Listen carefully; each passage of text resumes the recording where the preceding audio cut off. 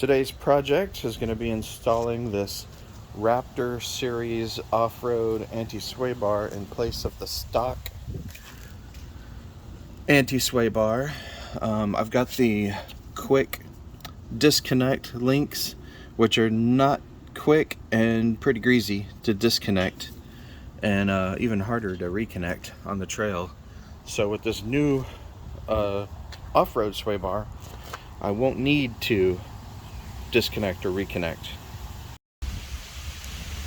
Step one is going to be to remove the quick disconnects and then to remove the factory sway bar, which means just removing these two bolts and this bracket. So I'm going to do all that and we'll go from there. Air tool impact wrench for that, and in order to do that I'm going to use my off-road Air Buddy system. Here it is. Turn this on. Connect my hose. Wrong end. That's the right end. Alright. Now my hose already has pressure and it should reach, or this will be embarrassing.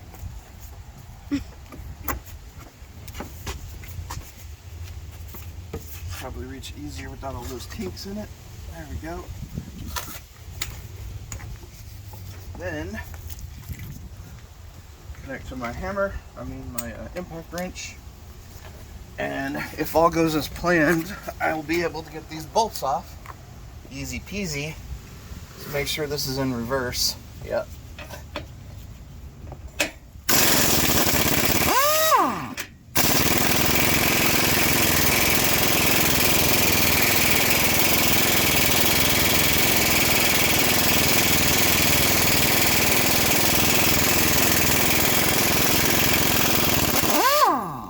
That's a long bolt. I don't want to get too far without giving you an update. So I installed these brackets on both sides. The piece that sticks out of the bracket to the outside towards the wheel, and then I put the bushing, which looks like this. I put it in there with a dead blow hammer, and if you'll come over here, this is the dead blow hammer. I put the the rod that's splined all the way through. That's your, I guess, the main part of your anti-sway bar. And all I did was just tap it gently with the hammer and it went through the bushing. Now the next challenge is going to be to get this bushing to fit in there. And of course you can't tap that with a metal hammer. You have to use a soft hammer. And it's going to want to push that rod through the other side. So I'm going to have to secure the other side in place before I start tapping on this. Okay, so here's where we're at now. I was able to hammer this bushing in over the shaft by using a 1 1/4 inch socket. It's big enough for the shaft to go inside and not touch, and then I was just able to hammer that bushing in. It wasn't too bad. It took 20 minutes, I guess, because I took a bunch of breaks.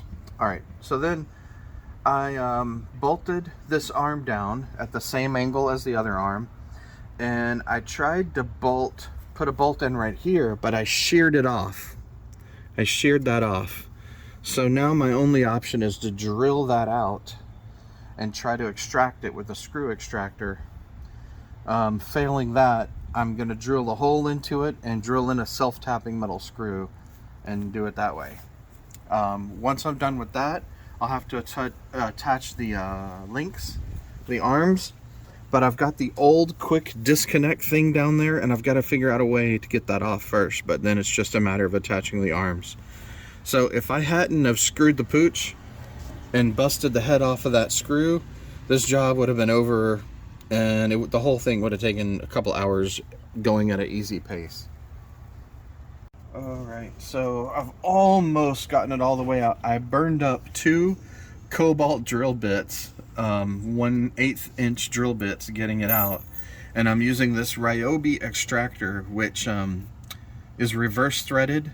So when you put it in, you put it on reverse, and the threads want to dig in, but the thing's spinning counterclockwise, so it tends to extract things out. And I've already got it extracted partly. This is just finishing up here now that I know it's gonna work.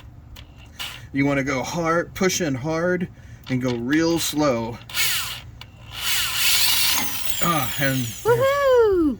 Oh man, what a nightmare that was. So this little piece is in the way. It limits the up travel. See how the off-road sway bar hits that? I've already notched it to allow for a little more up travel, and I don't know how much up travel I need. I probably don't need more than that. But I think I'm gonna grind off just a little bit more of that and notch it just maybe another 5 or 10 degrees more leeway.